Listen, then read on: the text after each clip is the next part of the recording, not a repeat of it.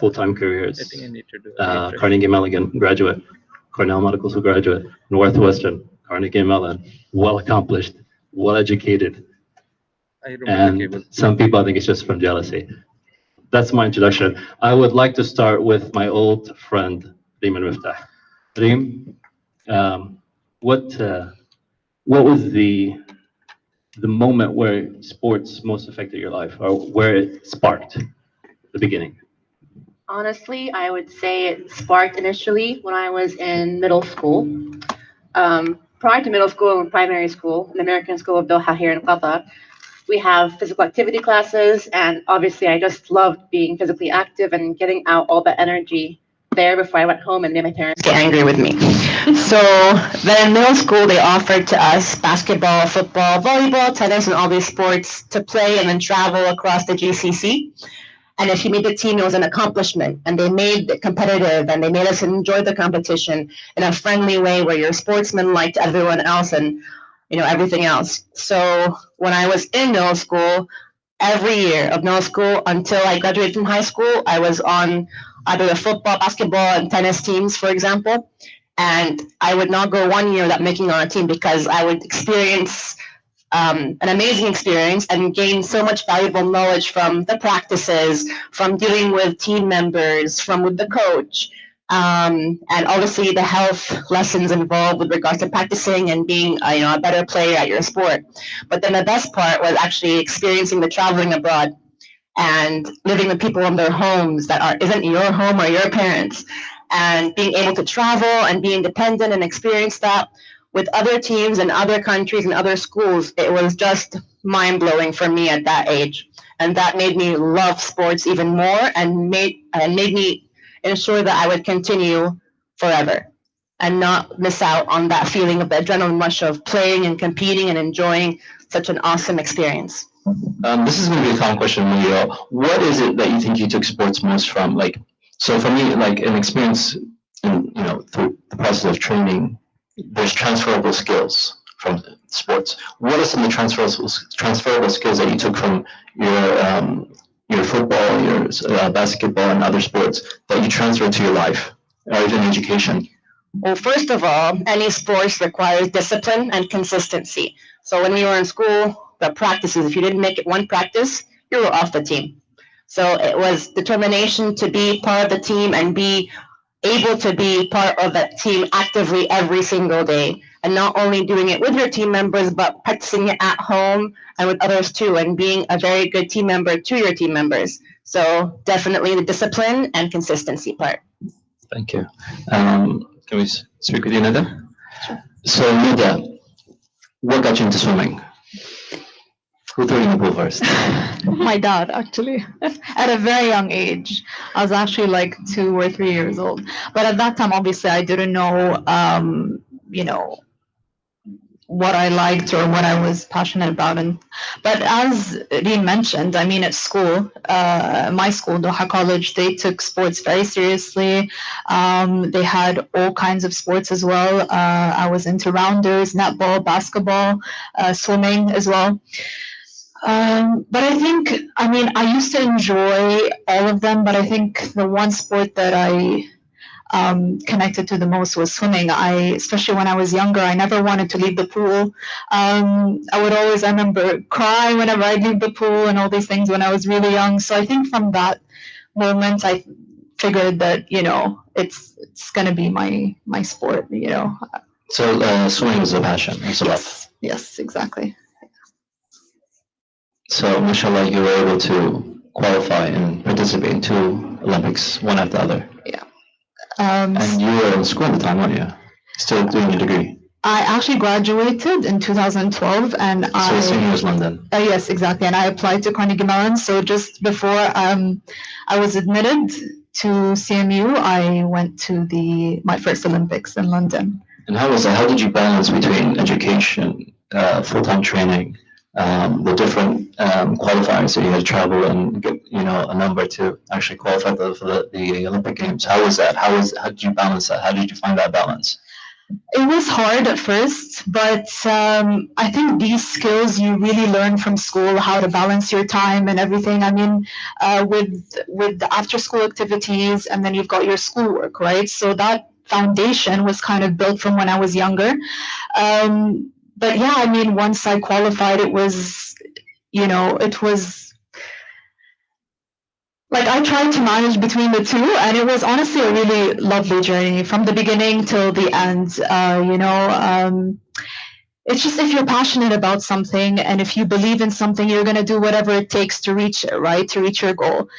So even though if it was hard, I still was able to manage my time, set goals for myself. I had a mood board where I write down all my thoughts and kind of goals that I wanted to achieve. So that helped me a lot. A lot of sacrifices I had to make as well in terms of like my social life and whatnot. I'm sure everyone, like all the girls here, could relate. It wasn't easy at all. But of course, when you have like your friends and family and everyone supporting you, that really, really helps a lot. So, it was a journey. And if I could go back and do it again, I would. I mean, I'm still continuing in that journey, but Paris? everything is worth it. Why not? Yeah. Dream big. So what are some of the transferable skills that you learned and took from sports? I would say definitely discipline is one of them. Time management for sure. I think teamwork as well, communication skills. But I think the most important would be discipline management, because if you're able to balance your time and, if you're passionate about something, then nothing's impossible. Thank you. Mariam, so running and hurdles. Yeah. Running wasn't hard enough. You had to put in hurdles. I made it harder, 400 hurdles. When did it start for you? Why did you start running? So I think we have a similar story. School has a lot of effect on our life. I think teach them young, and this is how we, like I personally, I was in different schools, so we start school from 7 till 4 and 5 o'clock, so it was mostly education. And there's 2 hours per day for 3 days per week dedicated to sports. So I was always the first in running, the first in the sport, playing football with I was the only girl, crazy girl who used to go play football with the team boys, and they're like, what is this girl doing here? So I started young as in not being the typical girl. Like I loved sports so much, and I didn't care the my surroundings, what do they used to say or what they think of a girl playing in the middle of a football field. So I started young. I was very passionate with running. I loved running so much. And then at the age of 15, 14, I was in an Aspire academy. No, as in like there was an event. And I was running, and there's this coach who saw me, and he went to my father saying, "Oh, why don't she tries to let's test her in the national team and see if she could continue." I've done the tests, and since then I'm in the national team. Then a year after, I was chosen to be the ambassador for the World Championship bid. I spoke there. I was 16 years old, the youngest in the whole bidding. It was in Monaco. As the young girl, I was with Mu'taz Barsham as an Olympian, and Mariam, not small, but the young girl who's very passionate about sports and wanting to bring one of the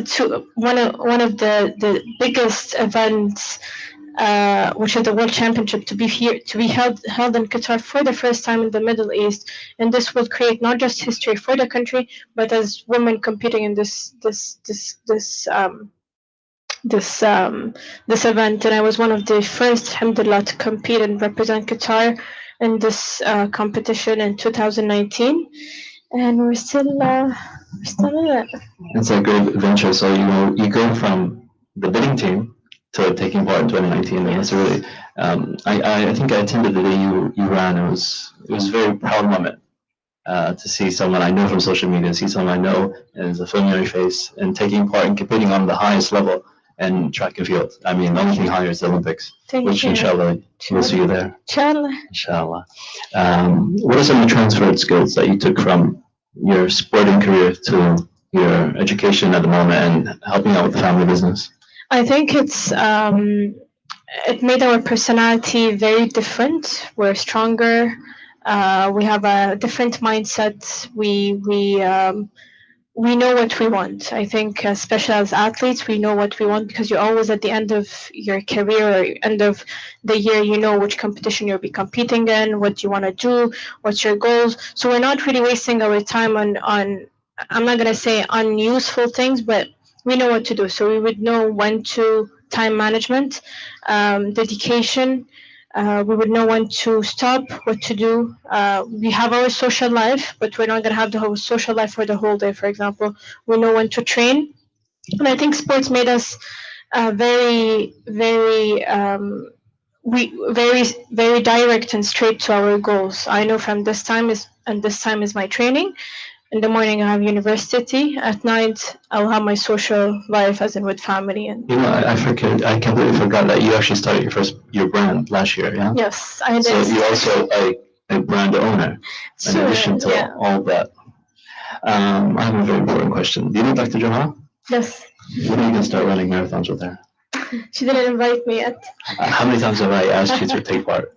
Inshallah. To be honest, I'm not a big fan of marathon. I only. You don't even do more than 5K, do you? Yes, 10K is good. 10K is good. 10, 15K. We can start with that. Thank you. Dr. Johal Al-Gahtani. So I've known Dr. Johal from 2017. She's the one who introduced me to Nada. We were at one of these sporting events, and I didn't know she was running until later on because her nephew was there watching, you know, or something. Yeah.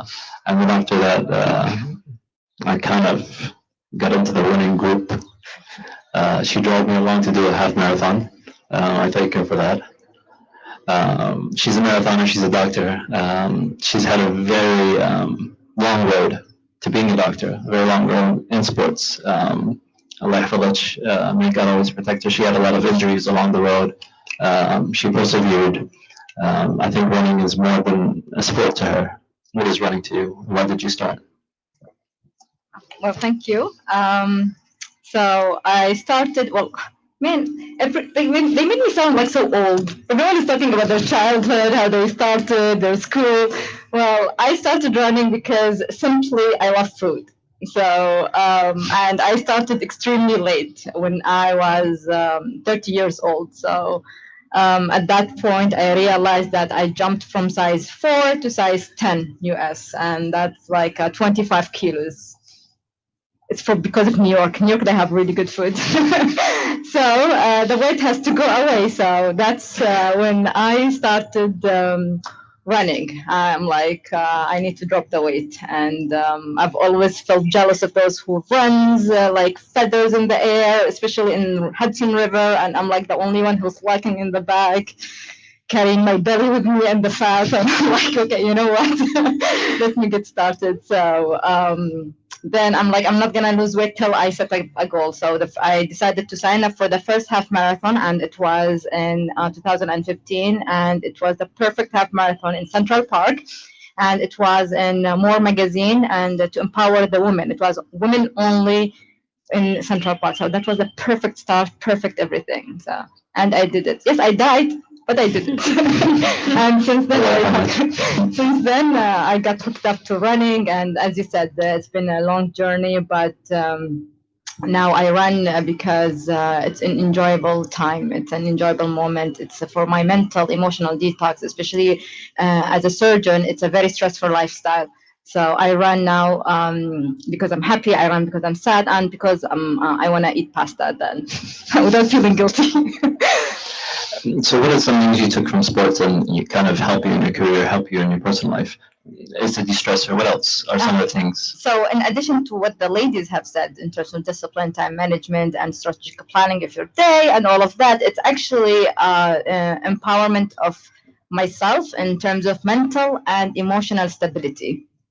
We need, after most of the ladies, like what they suffer during the day, especially like who work as a full-time job and then their wives and they're taking care of their families, is they need to detox, they need to let it go. And that's why they say, okay, like they get into Zumba, then some sort of dancing, then they go to the gym. I found it in running. When I run and I find the breeze, well, especially in winter, not in the summer. In the summer we curse. In the winter we like we look nice and we love running. Then all the bad and the negative emotions flies away with the sweat and even with every step that we take till we reach the end. What made you start the women's running group? I saw how running empowered me to be the person I am now. I wanted to empower those non-athlete ladies in Qatar community. I wanted them to do something for themselves. It started as a small dream, okay, to just let them run only. But now it became bigger, and I wanted to empower the Qatari ladies to start endurance racing. And alhamdulillah, we have a few of them here. They're amazing, my lovely ladies, who are became endurance runners as well. So now we have a nice group of, hopefully, inshallah, soon to be marathoners. Inshallah. I wish them all the best in their adventures as a marathoner. Anyone can answer first, but I want to know, for you, what is your greatest achievement in your own view? What is the pinnacle? What is, so far, in this long, inshallah, very fruitful career, what was the pinnacle? Anyone can start. Let's do it this way. Okay, it doesn't work like that then. Nada. I think for me, it would be the Olympics, for sure. I mean, I've been dreaming to go to the Olympics ever since I was young. I actually remember I was sitting with my family and we were watching the 2008 Beijing Olympics. And so there was obviously the swimming event, and I was watching Michael Phelps and all these really famous world-class swimmers. So I was like, I just wish or I hope that one day I'll be able to make it. So then 4 years later, it happened. So for me, that was a really surreal moment for me, especially that I was only 17 years old. I was numb, I didn't know how to feel. I was very excited. I was honored, very proud and all these things. So I think for me, yeah, that's something to always, honor and be proud of. Dr. Joe? Two things. So first thing is over the weekend, when I was doing the practice with my ladies, I used to run in Aspire alone, plus like my other runners, okay? But I was the only Qatari lady running in Aspire, and everyone was like, who's this crazy one who does like endless loops of 5K? Now I'm running, and there's like ladies in front of me, there's ladies behind me, and I don't feel lonely. So that's one of the things. The second thing is that these ladies, they are becoming leaders. They are initiators. They take further steps. They don't want to become only runners. They are integrating running and leadership together in order to promote and empower others. And it all started within us, and now it's like spreading, and we have a very long list around the world and all for coaching and all of that. And I'm happy to see that the impact is not only physically in dropping the weight or becoming runners. No, it's like it's taking those seeds and implementing them further in their houses and even with the others. And that's something like brings joy to me. And I think it's similar to that. It's called the domino effect. So you have other people starting groups copying what you started. I hope that they won't copy my food loves. No, I think you don't have a monopoly on that. Everyone loves food. Mariam. So it's the whole journey since I started taking part of the national team. But I think the two unforgettable moments was when I competed as the first women from the national team of Qatar in the World Championship under the 23 years old, and competing in the World Championship here in Qatar for the first time in the Middle East. It's a crazy thing that when I was in the bidding thing to to the World Olympic committee, telling them I will be competing very confidently. I was 16 years old and talking to big names of sports and like Sebastian Coe and like crazy names. And I'm telling them I'll be competing in the World Championship. And I have no clue what I'm going to do tomorrow. But I was very confident that, no, I will be doing this and you need to host it here in Qatar. And I took since that day the responsibility to not just break barriers and change people's perception of women in sports in the country, but in the region and in the world, that no, we do exist. You have women in Qatar and the Gulf, Arabs. It's just stereotypes. It's your own stereotypes about the people here or women in the region, that we are, for example, oppressed, or we don't have freedom of speech, or there's so many things. And this is where I took this not just as a challenge, but something to prove a lot of people wrong, and to because I knew I was capable of doing that. And alhamdulillah, I've seen so many changes, and so many changes. Everyone is seeing it, from the developing of sports in the country, of women in the country, and yeah, it's a long journey. Reem. I would love to talk about the old, like when we used to play games before, how we'd win awards and medals and opportunities, being blessed with them to either write in a newspaper, or, whatever it is. But the biggest achievement to me is that I think I was able to break a barrier that was unbroken before, which was having a Qatari female in social media, doing sports, talking about sports, and encouraging both women and men. And after that, when I actually opened the account and tried to influence people in a very indirect way that's about wellness in general, not specifically about nutrition or physical activity or whatever it is, I got so much interaction with people, real life people in Doha, men and women, local and expats, that were so happy to have someone be a role model for them, or encourage them to do something at home. If they're a working mother at home, how to apply it at home or in the office, and how to keep having that motivation to stay fit and healthy, no matter how many lows you go through. So when I get those comments and those messages and those replies saying thank you, or I took that advice and now I've lost weight, or I feel better, or I feel more empowered, that's my achievement, that I feel has the biggest ripple effect in Qatar, because they need someone to be their role model. And not everyone was able to push themselves forward and be that kind of face in the public. And I just love the effect, because I honestly thought that I would have a little bit of backlash from the community, thinking, oh, you're breaking the barrier, you're a rebel, we don't want you out here. But it was actually to the contrary, the opposite. And I was very proud to have that reaction from the people here in Doha. In addition, can I add something that I'm very proud of? Sure. When I see your stories and the way that you're raising Alia, and the way that you invest so much time in her food, and it's organic, and you're instilling this good foundation into her, it's like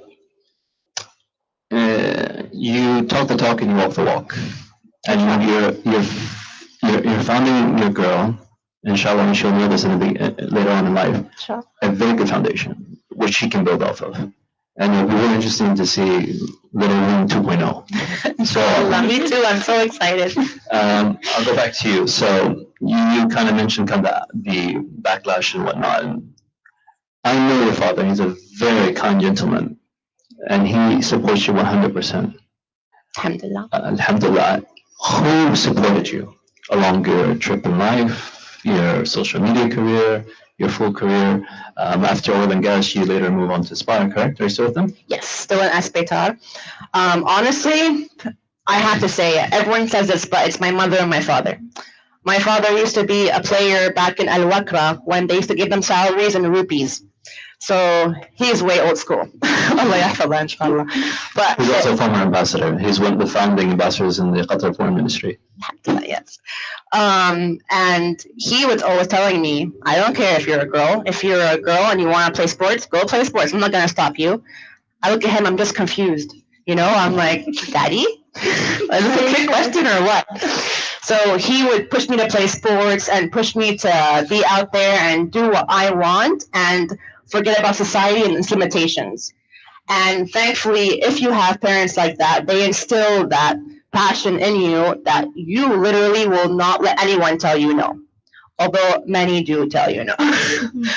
And then my mother, obviously, as I'm doing with Alia now, يحفظها, is instilled in us that we have to have home cooked meals on a daily basis. Yes, we can, have fun and indulge and go out and enjoy food no matter what, where you are. Even McDonald's and Burger King, for example, once in a while, balance is key. But to always have the idea that home cooked food is the best food because it's the cleanest food and you're able to control your intake. So yeah, my parents definitely instilled this in me and are supporting me until now. Allah يخليهم لك إن شاء الله. Yeah. Mariam, who's kind of the biggest supporter, the greatest motivator in your life? My father. I'm gonna say my whole family, but my father specifically. I would never forget when I competed internationally for the first time for the West Asia in Jordan. He came with me, not a guardian, but as a person who's coming to support me as the first international competition for his daughter. So, as well, he was a role model, seeing him growing as a person, starting the first polyclinic in Qatar, then opening one of the only 6 hospitals in Qatar here. So, seeing him as a role model, he's in the field of health, doctors. My whole families are doctors, but he gave me the trust and confidence and the push that no, you can do something else. You don't have to be a doctor to be the good daughter and the family, but also as this is what you love. Yes, continue sports, but don't forget your studies. Don't forget the basics of life and what you have to do and not to do. And yeah, he's the reason I'm who I am today. Alhamdulillah. Allah يخليك إياه إن شاء الله. Amen, ya Rab. Dr. Joe. Okay, so I would love to say it's my family, but I grew up in a family that they don't play sports at all. So I'm the first one who runs and who does any kind of sports or even like get her legs moving. I would say my friends, because they are the one who made me fat, and and then I had to change them to get crazier friends in order to make them run with me to make me lose that weight. So yeah, the whole community, the whole like it's the life in general. It's the one that pushed me to start running and even like to get going with this. Nada. So yeah, I would definitely say my mother and my father. My father was a very famous goalkeeper, football player for Qatar, and he established Al Sadd Sports Club in 1969. So I got kind of the sporting background from my father, and because he's obviously been through all of these things. Waking up at 5 a.m. Doing 3 training sessions a day and all these things. So he knows what like I'm going through right now, and he knows how I feel and all these things. He's always there to support me and give me tips and all of these things. I mean, we're always motivated, right? But sometimes there are times where you feel like, you want to break or these kind of things. So he's there to push me and to to always give me that push and encourage me to continue. And my mom, yeah, she's honestly very, very supportive. She's been through it all with me since the start of my journey. And, they were with me as well at the London Olympics. They came all the way to come watch me. So that meant a lot. And they believe in me. Always pushing me and encouraging me and all these things. So, alhamdulillah, I'm thankful for that. Alhamdulillah. We live in an imperfect world. You're not always going to have that support. And there's naysayers, people who push back, people who say, as I mentioned, the opening, all these people are saying, oh, they have nothing better to do. What are some of the things that you face in terms of negativity? And how did you deal with that? I think, overall, everyone was supportive from the Qatar delegation team, Qatar Olympic Committee, my family, my friends. And to those who have spoken negatively, whether it's those on social media, you know, I try not to allow it to affect me. Um, but honestly, I just wish them all the best, and I hope that one day they'll, you know what it's like to be an athlete, and I'm sure all the girls agree on that as well, right? Yeah. And are educated and know what it's like. An athlete is not just about playing sports, right? It's an all-rounder. It's everything. It's the qualities that you have and all that. So yeah. Dr. Joe, any negativity? Any pushback? Yeah, a lot, plenty. Like one of the most common things, like what you mentioned earlier, like those people don't have anything in life besides running, or like you don't have, or maybe like you don't have social skills, or like how to integrate into have social life. That's why you're running and all of that. And in the contrary, like we do have social life, we have full-time job, and we have other things to be done in order to develop ourselves beside becoming only runners and athletes. But that's their opinion. Whenever I hear something negative, I'm like, I respect that. That's your opinion. You find I have free time, and believe me, I say the same thing, that you have lots of free time, that you do other things that beside depositing into your own self and taking care of yourself. So I don't let these negative comments get into me, and I even tell my ladies that just like block your ears, focus on what you're doing. You will see the results in like a few months and years when you guys look younger and they look old. It's a good way to look at it. Maria? I think having friends, family supporting you is enough for your surrounding. I think if you have a clean circle and untoxic people around you, you will never have this negativity. Alhamdulillah, alhamdulillah, no one has the guts and coming to me and telling me negative comments, because they're obviously not. I'm not just gonna sit there and like cry on the side. I will push back, or I'm gonna reply back. But I haven't since my career, my whole career, I haven't gotten any negative feedback. Maybe the feedback of each one has their own opinion at the end of the day. I could not agree, for example, with Nada, for example, today, or with it's we all have different opinions, we all have different perspectives. So I can't like make the whole world love me and be a big fan of what I do. So I think we should, especially as athletes, we've gone through a lot of that, especially in competing, and competition by itself made us strong and confident enough to love ourselves, to understand what we want and what we don't want to hear, or what's important for us. الله يعطيك العافية. Thank you. ريم? It's all about managing expectations. So, for example, when I started my account, I expected to have some kind of negative pushback. And I actually thought more. So when I saw the once in a while random messages of, you're a girl, go home, or get married, or, go make, like go crochet, I looked at them, I would just laugh. I'd be like, you guys are serious? Like, okay.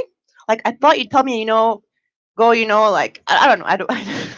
So I was shocked at some people, because they're bored, but they do have their opinions, and I understand why. Because as in our culture, we know how everyone is really different. And I have friends who would never go out and play sports, and I love them and respect them regardless. So I understand those points of view. I expected those comments and those reactions, but honestly, I expected them already, so it didn't really affect me at all.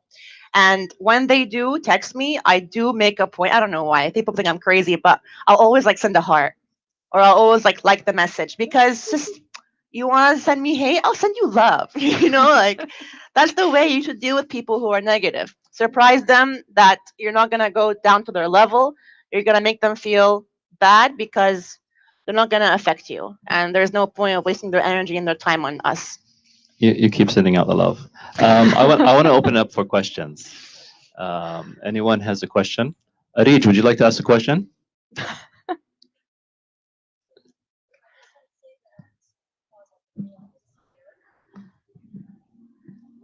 Hello. Hello. How are you? هلا هلا. So I came here from Alcast TV channel to report and to take to shoot you guys and to see the things that you have to say for the community and for the people. I love to always support women and Qatari women and all kind of women. Reem and Mariam, obviously, such great people in the social media and as health and sports advocates, and you as well. You came on my show before on Tintinunos. And I'm just proud to see all of you accomplishing and making such a huge change in the society and giving people hope, and being able, like, you're such a doctor, you're a mom, you're in the beginning of you're still super young, but yet you guys are putting so much effort and pressure into, what you love and your passion. And I'm just super proud of all of you guys. Thank you. Thank you. Thank you for coming. Thank you. Any questions? Nothing? طيب. I have like تفضل إيمان.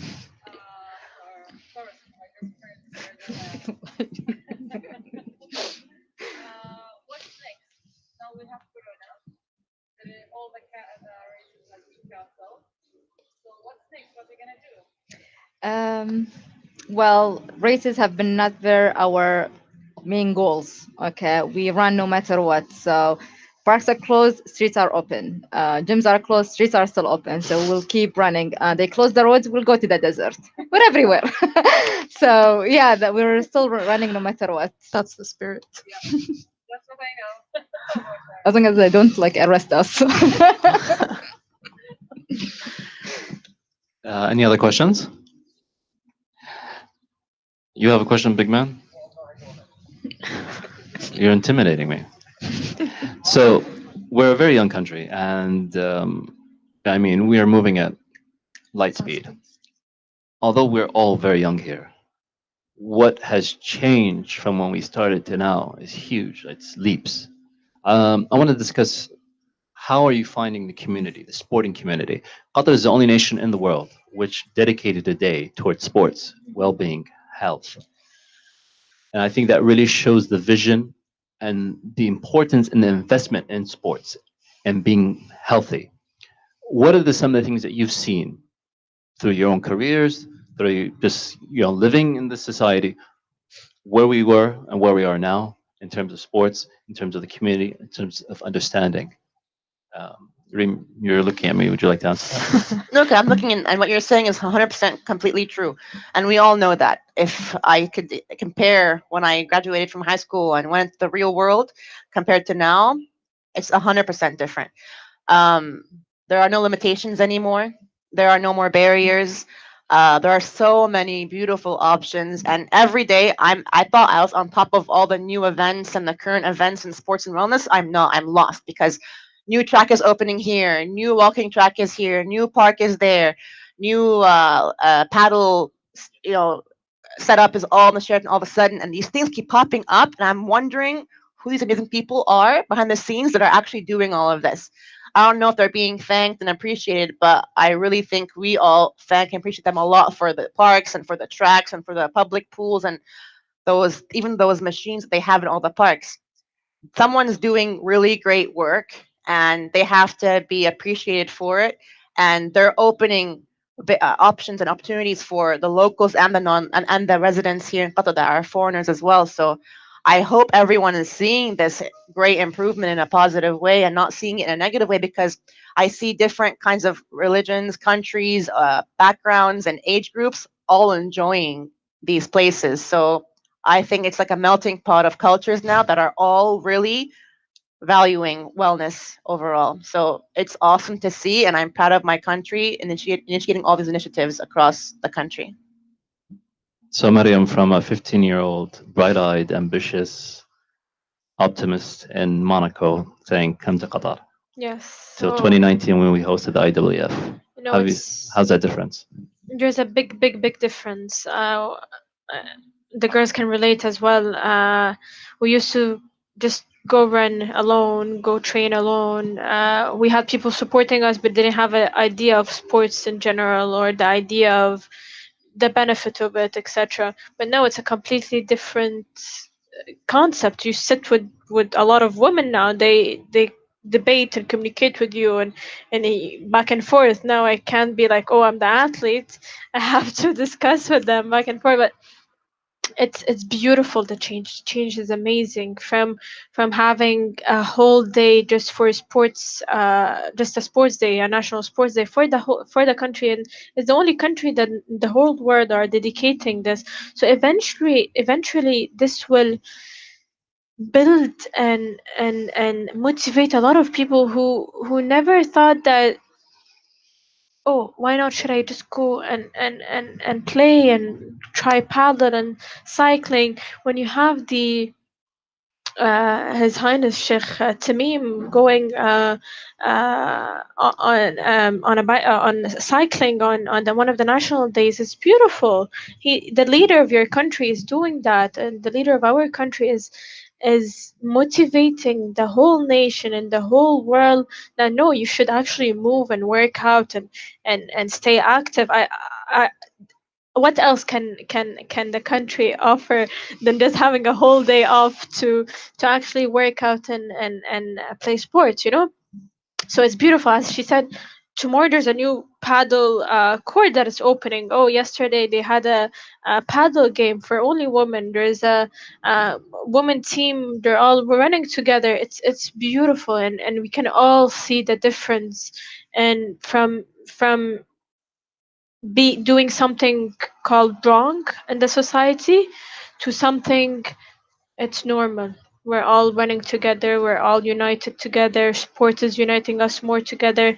From having Mu'taz Barsham as an Olympic champion, have Olympic champions names, the basketball team, the handball team, the football team getting the Asian Cup. It's building and motivating us to actually uh, motivate everyone in the society to actually do something different and actually stay motivated.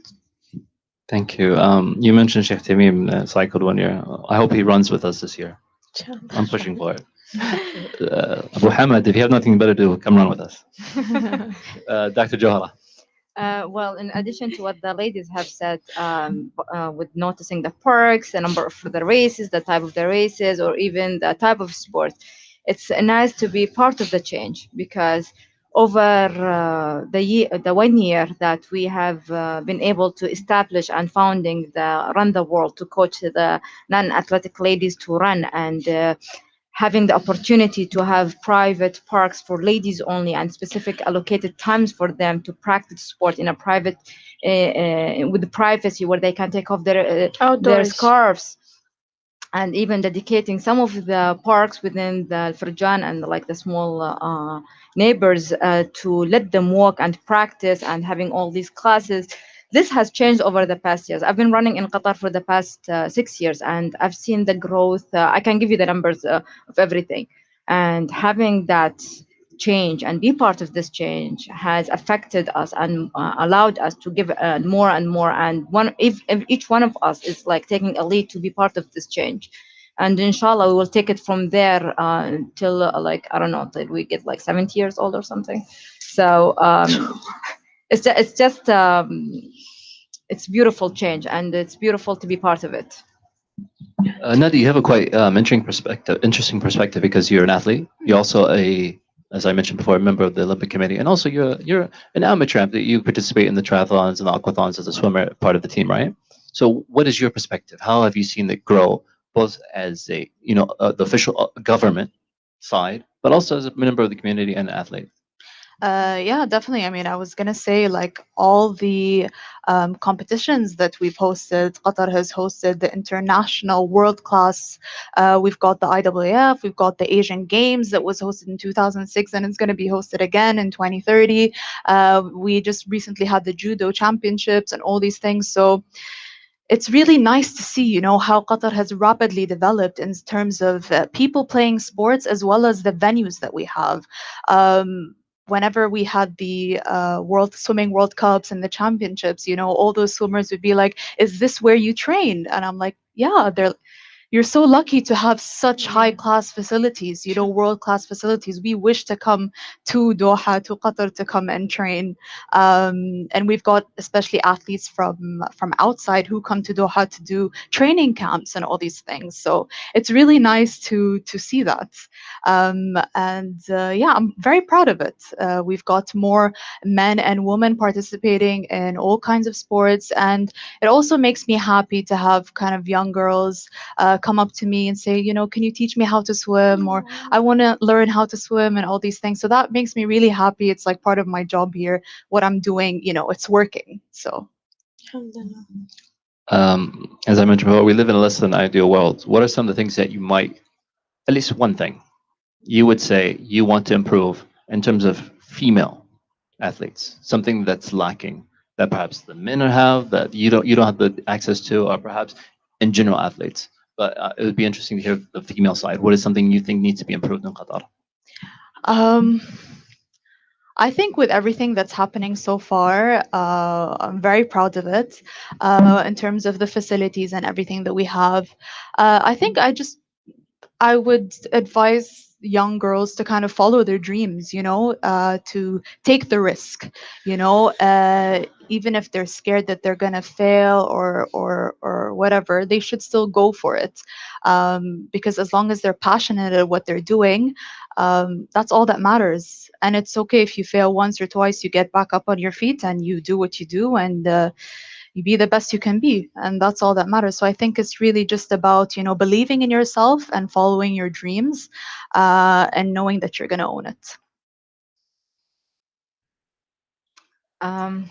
I think we still have a long path to go. Okay, يعني إحنا we started, and Qatar has started by providing places, opportunities for the ladies to take leads in all kind of sports. But we still need more private places, especially for running. Like hopefully one day we'll have like a 5 kilometer park where the ladies can like run, in addition to Oxygen Park, which is a lovely park. But we need more. We need more. Maybe future female-only races and private places where we can smash each other. I mean, just kidding. But hopefully all these are dreams, and I have a full faith that they're going to be accomplished one day. Thank you. Maria? It's a very complicated question. I think first, as in, it's not we need, but I think it's important to have a lot of role models in sports. They're increasing. We have all of them here.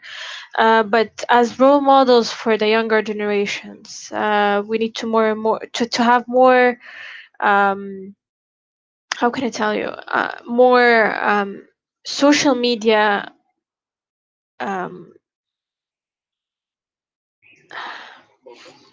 no, social media, not role models, but people going more into social media. For example, you said the question on athletes. We have so many athletes that are not active so much on social media that could actually send a message to the whole community, because social media now it's very strong and makes a lot of difference. And it shows your accomplishments, your what you want to do, the ideas you're trying to give to the younger generations, etc.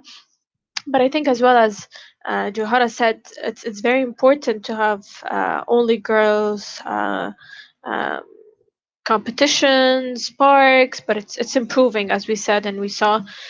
We just got the first CrossFit competition that happened, and it was beautiful and crazy, and I felt so happy. I didn't participate, but I was the fact that you just go there and see these women strong, active, and they want to see change, and they're doing it in their own way. We don't have to be. Oh, so it's very so yeah. I forgot what it From my personal experience, I feel there is a lack of something in the community for females, which is prenatal fitness. So exercise and fitness when you're pregnant and then post pregnancy, because that's actually what shocked me on Instagram. When I would post myself working out when I was pregnant, I got a lot of negative responses from men and women.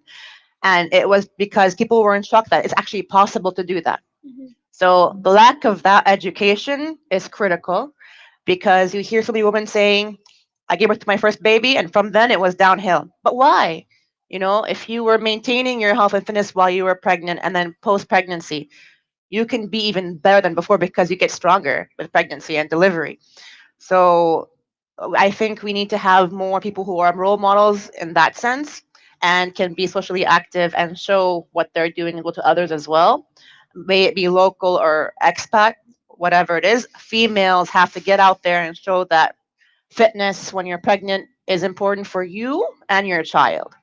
So I hope people improve in that area and, give it a push. Thank you. Any questions? Reem, how would you like to say goodbye to the audience online and in real life? Well, firstly, Your last thank word. you all for being here and listening to our experiences. And thank you for those who tuned in and who will watch after the fact, because you better. Just want to say I'm really proud of the woman I'm here with. We're all unique in such different ways, and it's amazing to see such a different buffet of options in Qatar. Buffet food. I'm sorry, Johara. Grab and go. But yeah, I'm just really proud of my country and its leadership and the people behind the scenes that we don't know who they are, honestly. But thanks to those people who are putting all these events and venues in place for us to use. And alhamdulillah, I just hope we keep getting better and better with time and seeing more women become more empowered and strong and care about their overall health and wellness as well, inshallah. Inshallah, thank you. Mariam? Thank you everyone for tuning in. It's such an honor, and I'm proud to be with all of these amazing women, role models to so many people. And this is that we're not just here to just speak. We're here to inspire and motivate and to be all together. And it's beautiful. We're all different in all ways, but we're doing what we love, and we're trying to support not just what we do but support you, and we're always here to listen to you, motivate you. And if you need anything, we're here, and I'm here. Social media, on my social media, you can come and speak to me. And yeah, thank you. Thank you, Mariam. Dr. Johala? Well, I have two messages. First, for those ladies and coaches who are empowering other ladies in other sports. Well, thank you so much for doing this in our behalf and on behalf of the community. And to those ladies who are in the community who are hesitant to start their journey because they think because the social burden or the traditions, or even they think that they are too old or they don't know where to start from. It's never too late, okay? And just have the will to start, and then you go for it. Whatever sports you want, just like find the starting point and take it from there. يعطيك العافية. Nada? Yeah, thank you everyone for being here and for the people who are tuning in also. And I think, yeah, just as Johara said, just believe in yourself and don't be scared. Always take the risk. And I think the most important thing is to be confident. And, even if you're too scared to start your journey, your sporting journey, or your healthy lifestyle journey, if you're having second thoughts, just go for it.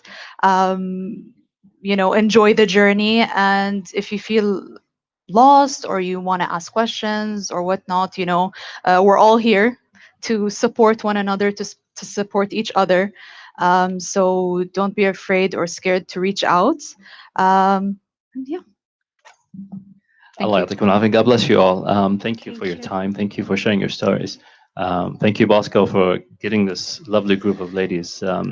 It's truly an honor to be among you.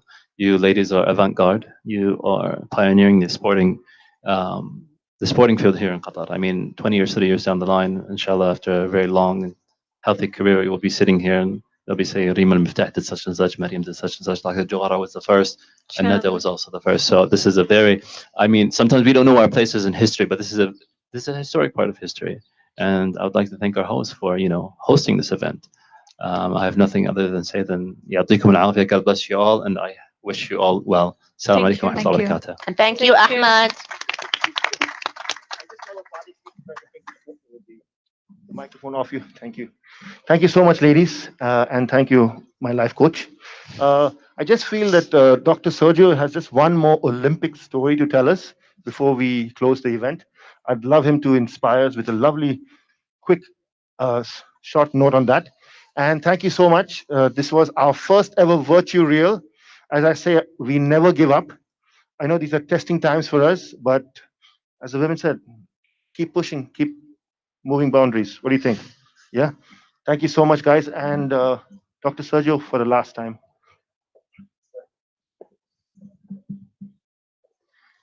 So Bosco likes to put me on spot here. Well, first of all, thank you very much for the inspirational talk here. I hope there's a lot of very young children listening to what you've just said. To begin with, be the first one in the sports field when you come to the PE time, and be the last one. Cry if you find this is the best way of staying a bit longer in the pool. I love the way in which you made that connection between being involved in sport, becoming an athlete, and at the same time being empowered as women. A lovely way of starting to celebrate the Sports National Day. And yes, this is a young country. And with that, it comes the fact that it's very vibrant, and that's what we hear here, yeah, among these accomplished ladies and women. And both asked me to say a story about Olympians. I'm going to say something on behalf of your fathers. That side of the story, you shared examples of how you felt that your fathers were very supportive. Fathers and mothers were very supportive. Now, I had the privilege of being on the other side of this experience as a father, and it's actually very easy to support athletes. You only have to say yes. And that's what I've done for 8 years, while my two daughters became completely obsessed and turned into athletes in the sports of fencing. They grew up all the way to becoming well, they represented the UK in European and international competitions. They by the time they grew a little bit older than you, other events took place in their lives, and now this is just a leisure sport for them. But I can see, I still remember, and I can't relate in what you said today, the experiences they had, that it did help them forming a personality that their own. They're very confident young girls, and they accomplish women today in their own areas, just like you. So thank you very much for coming. This was an amazing, good way to start to celebrate the Sports National Day. And thank you for all the investment that this country is making in sports. It makes a difference. Okay, goodbye. Thank you. Shukran, everybody. And that is a wrap for today.